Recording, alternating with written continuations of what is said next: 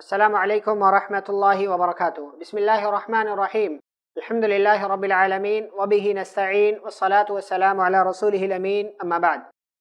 محترم ناظرین، سامعین، اسلامی بھائیوں اور بہنوں، آج کی اس ملاقات میں ہم پارہ نمبر 9 کا خلاصہ آپ کے سامنے پیش کر رہے ہیں۔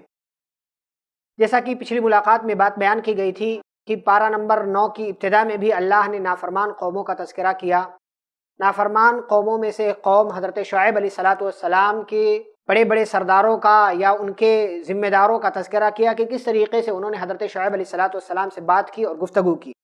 اس کے بعد اللہ نے آیت نمبر 96 میں ایک بہت اہم چیز بیان کی۔ ان ساری قوموں کا تذکرہ کرنے کے بعد وَلَوْ أَنَّ أَهْلَ الْقُرَىٰ آمَنُوا وَاتَّقَوْا لَفَتَحْنَا عَلَيْهِمْ بَرَكَاتٍ مِّنَ السَّمَاءِ وَالْأَرْضِ، کہ اگر یہ ساری بستی والے ایمان لے آتے اور تقوی اختیار کرتے، دو چیزیں ایمان اور تقوی، تو کیا ہوتا؟ لَفَتَحْنَا عَلَيْهِمْ بَرَكَاتٍ مِّنَ السَّمَاءِ وَالْأَرْضِ، تو اللہ کہتا ہے کہ آسمان اور زمین سے ہم ان کے لیے برکت کے دروازے کھول دیتے۔ وَلَكِنْ كَذَّبُوا، لیکن ان سارے لوگوں نے جھٹلایا۔ فَأَخَذْنَاهُمْ بِمَا كَانُوا يَكْسِبُونَ، تو ان کی حرکتوں کی وجہ سے انہیں ہم نے پکڑ لیا۔ پھر وہ مشہور اور دلچسپ قصہ اللہ رب العالمین نے بیان کیا ہے جو لوگوں کو سمجھ میں آتا ہے، لوگوں کو معلوم ہے اور لوگ اس کو سننا چاہتے ہیں۔ تو موسیٰ علیہ السلام کا تفصیلی واقعہ اللہ نے اس پارے کے اندر بیان کیا ہے۔ آیت نمبر 105 سے لے کر 122 تک اللہ نے موسیٰ علیہ السلام کے فرعون کے دربار میں جانے، فرعون سے بات کرنے، پھر جادوگروں سے ان کا مقابلہ جو ہوا، نیز پھر جادوگروں کا ایمان لانا اور فرعون کا ریئیکشن، ان ساری چیزوں کا آیت نمبر 105 سے 122 میں ذکر کیا ہے۔ پھر آیت نمبر 127 سے 129 تک اللہ نے بنی اسرائیل کا فرعون سے ڈرنا، یعنی وہ لوگ فرعون سے ڈرنے لگے اور موسیٰ علیہ السلام نے انہیں کس طریقے سے تسلی دی کہ اے میری قوم کے لوگوں استعینوا باللہ واصبروا، کہ اللہ سے مدد مانگو، صبر کرو، اس لیے کہ یہ زمین اللہ کی ہے، وہ جسے چاہتا ہے اس کا وارث بنا دیتا ہے، لیکن والعاقبۃ للمتقین، بہترین انجام متقیوں کے لیے ہے۔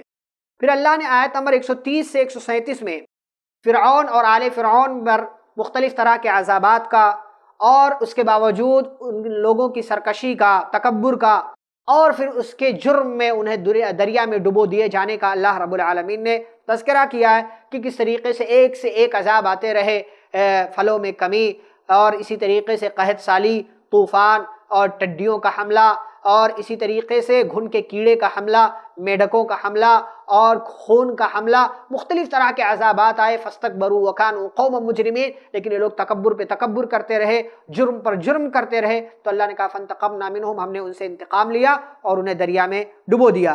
پھر اللہ نے آیت نمبر 143 میں موسیٰ علیہ السلام کے خواہش کا تذکرہ کیا ہے کہ کس طریقے سے انہوں نے اللہ سے کہا اللہ مجھے اپنا دیدار کرا دے۔ اللہ رب العالمین نے کہا لن ترانی، آپ مجھے نہیں دیکھ سکتے، ہاں یہ پہاڑ کو دیکھیے، میں اس پر اپنی تجلی ڈالتا ہوں، اگر پہاڑ اپنی جگہ برقرار رہا تو میں آپ کو اپنا دیدار کراؤں گا۔ فلما تجلی ربہ للجبل جعلہ دکا وخر موسیٰ صعقا، جب اللہ نے اپنی تجلی پہاڑ پر ڈالی تو پہاڑ اللہ کی تجلی کو برداشت نہ کر سکا، ریزہ ریزہ اور چورا چورا ہو گیا اور موسیٰ علیہ السلام بے ہوش ہو کر گر پڑے۔ فلما افاق قال سبحانک تبت الیک وانا اول المؤمنین، کہا اے اللہ، موسیٰ علیہ السلام کی بے ہوشی ختم ہوئی تو کہا اللہ تیری ذات پاک ہے، میں تجھ سے توبہ کرتا ہوں اور میں مسلمانوں میں سے ہوں۔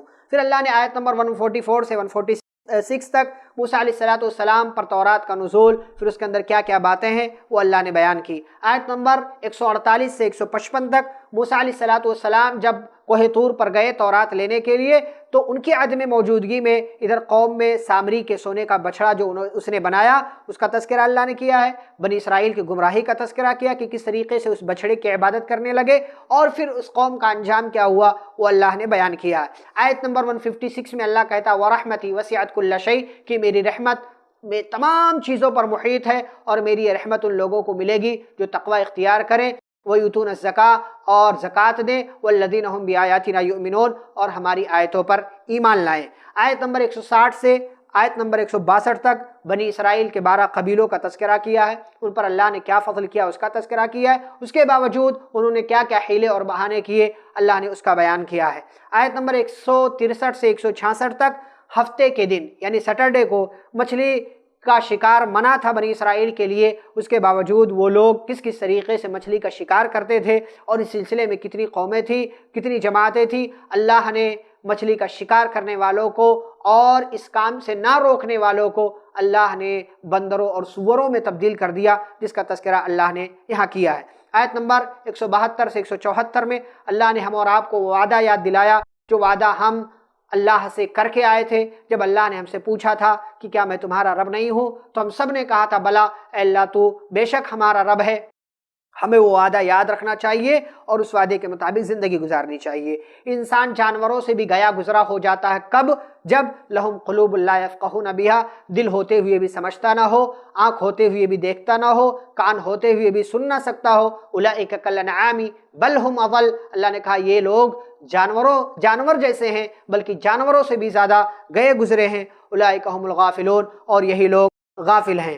پھر اللہ نے اس سورہ کی اخیر میں یعنی سورہ اعراف کے اخیر میں اللہ نے معاف کرنے کی تعلیم دی ہے۔ خذ العفو وامر بالعرف واعرض عن الجاہلین، آیت نمبر 199 میں کہا معاف کر دو، بھلائی کا حکم دو، اور نادانوں کے منہ مت لگا کرو، ان سے اعراض کرو۔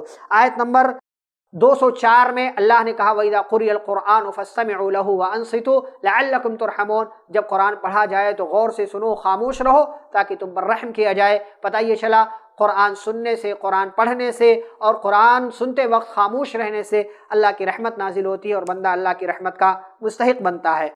پھر اس کے بعد سورہ انفال کا آغاز ہوتا ہے۔ انفال کسے کہتے ہیں؟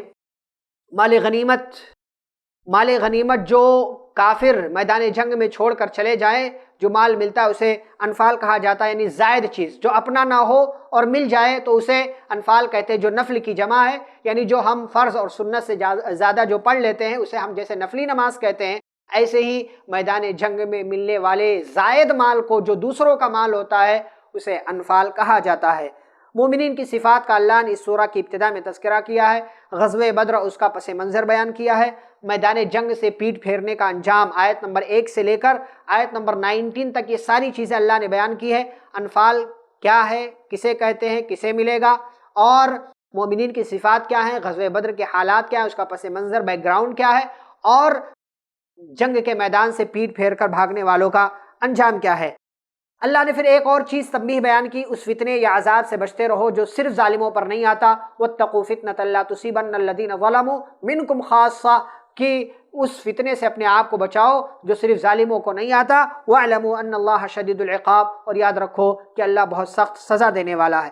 آیت نمبر 30 میں اللہ نے دار الندوہ میں کفار کی پلاننگ کا تذکرہ کیا کہ کس طریقے سے وہ لوگ پیارے رسول صلی اللہ علیہ وسلم کو قتل کرنے کی سازش کر رہے تھے۔ وَإِذْ يَمْكُرُ بِكَ الَّذِينَ كَفَرُوا لِيُثْبِتُوكَ أَوْ يَقْتُلُوكَ أَوْ يُخْرِجُوكَ وَيَمْكُرُونَ وَيَمْكُرُ اللَّهُ وَاللَّهُ خَيْرُ الْمَاكِرِينَ، ادھر وہ لوگ دار الندوہ میں پلاننگ کر رہے تھے، ادھر رب عرش کے اوپر پلاننگ کر رہا تھا۔ واللہ خیر الماکرین، اور اللہ بہترین پلاننگ کرنے والا ہے، سب سے بہترین پلانر وہی ہے۔ عذاب سے محفوظ رہنے کے دو طریقے اللہ نے بیان کیا۔ آیت نمبر 33 میں فرمایا وَمَا كَانَ اللَّهُ لِيُعَذِّبَهُمْ وَأَنْتَ فِيهِمْ، یعنی اگر آپ یہ چاہتے ہیں کہ آپ اللہ کے عذاب سے بچے رہے تو اس کے دو آپشن ہیں۔ پہلا آپشن جو آج ہمارے پاس نہیں ہے وہ یہ کہ نبی ہمارے درمیان ہوں، تو اللہ نے کہا کہ جب تک آپ ان کے درمیان ہیں ہم عذاب نہیں دیں گے۔ دوسرا آپشن کیا ہے جو آج بھی ہمارے پاس ہے اور ہمیں اپنانا چاہیے، وَمَا كَانَ اللَّهُ مُعَذِّبَهُمْ وَهُمْ يَسْتَغْفِرُونَ، کہ اللہ ان کو عذاب نہیں دے گا جب تک یہ لوگ استغفار کرتے رہیں گے۔ عذاب سے بچنا ہے، بیماریوں سے بچنا ہے، برائیوں سے بچنا ہے، تو استغفار کرتے رہیں، اللہ سے گناہوں کی معافی مانگتے رہیں۔ یہ بہت بڑی چیز ہے جو اللہ نے بیان کی ہے۔ اللہ رب العالمین سے دعا ہے اللہ مجھے، آپ کو، ہم سبھی کو اپنے گناہوں پر معافی مانگنے، نیکیوں کے کام کرنے، چھوٹی بڑی تمام طرح کی برائیوں سے، خرابیوں سے بچنے کی توفیق عطا فرمائے۔ آمین۔ وصلی اللہ علی النبی الکریم۔ ربنا تقبل منا انک انت السمیع العلیم۔ والسلام علیکم ورحمۃ اللہ وبرکاتہ۔